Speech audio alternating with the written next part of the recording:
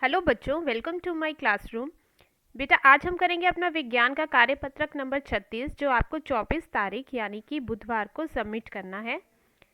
तो हमेशा की तरह आप जैसे करते हैं, वर्कशीट शुरू करने से पहले वर्कशीट का नंबर, डेट, अपना नेम और अपनी क्लास टीचर का नेम ज़रूर मेंशन करें।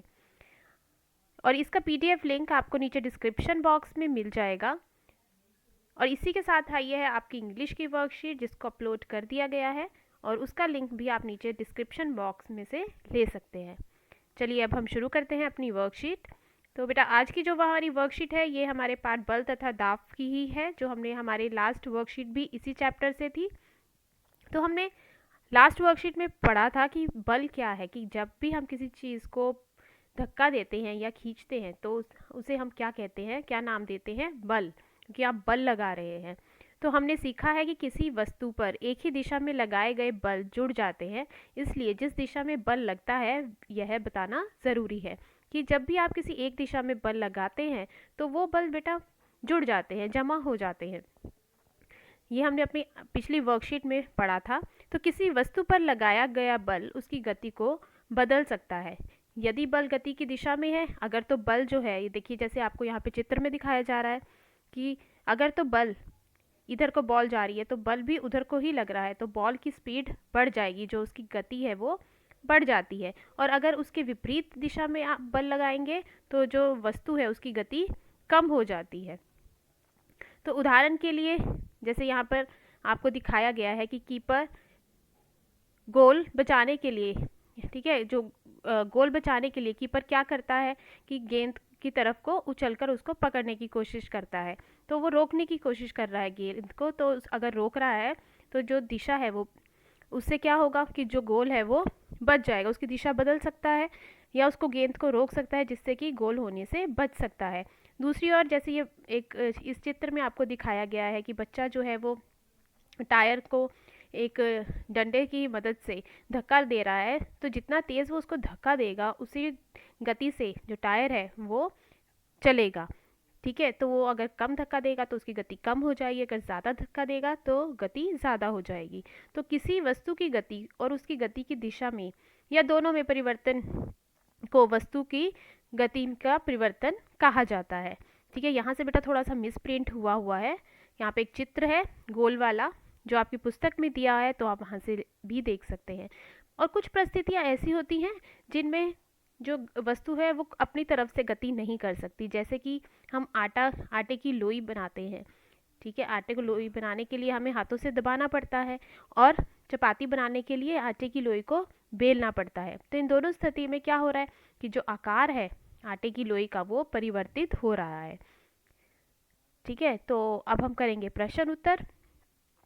तो यहाँ पे हमें पूछा गया है कि दो स्थितियाँ के उदाहरण दीजिए जिसमें बल के कारण किसी वस्तु की अवस्था में परिवर्तन होता है, कि जो वस्तु की अवस्था है वो परिवर्तित हो जाए। ऐसे हमने दो उदाहरण यहाँ पर देनी है। तो जैसे आप दे सकते हैं कि कोई कार पर ब्रेक लगाने से जो कार है वो रुक जाती है, तो आप ये यहाँ पे उदाहरण दिया हुआ है, जैसे इसी में से लिख सकते हैं कि एक कार का ब्रेक लगाने पर रुक जाना। ठीक है, ये आपके पहले प्रश्न का पहला पॉइंट हो जाएगा। ठीक, और दूसरा पॉइंट आप लिख सकते हैं।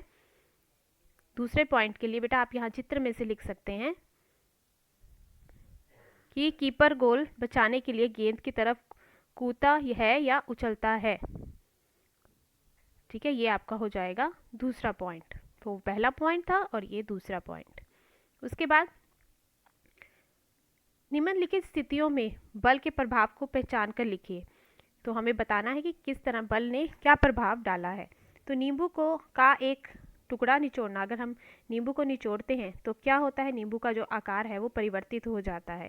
तो आपका उत्तर आएगा आकार में परिवर्तन। दूसरा है लोहार द्वारा हथौड़े से लोहे के एक गर्म टुकड़े को पीटना। तो लोहार जब गर्म टुकड़े को पीटेगा, लोहे के गर्म टुकड़े को पीटेगा, तो लोहा जो है वो अपना आकार बदल लेगा। तो इसका भी आंसर बेटा यही आएगा, आकार में परिवर्तन। सी है एक कार का ब्रेक लगाने पर रुक जाना। अगर कार को ब्रेक लगाएंगे तो वो रुक जाएगी, उसकी गति कम हो जाएगी और वो रुक जाएगी। तो सी का आंसर आएगा गति में परिवर्तन। डी है एक बल्लेबाज द्वारा गेंद को मारना। जब वो बल्लेबाज जो है, देखिए यहाँ पे चित्र में दिखाया जा रहा है कि जब बल्लेबाज गेंद को मारता है तो उसकी दिशा में परिवर्तन आ जाता है।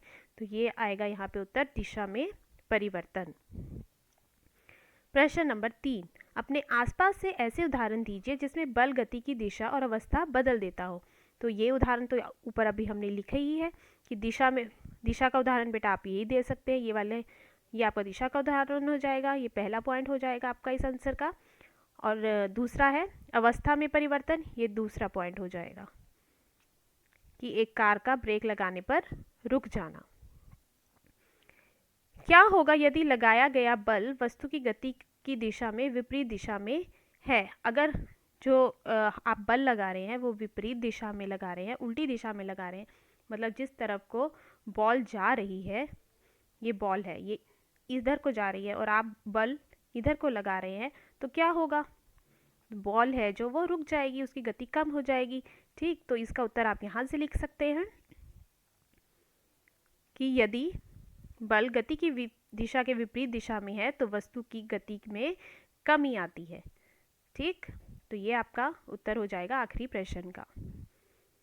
तो इस तरह से बेटा आप ये वर्कशीट अपनी कंप्लीट कीजिए और वीडियो को लाइक कीजिए और शेयर कीजिए और चैनल को सब्सक्राइब कीजिए। Thank you.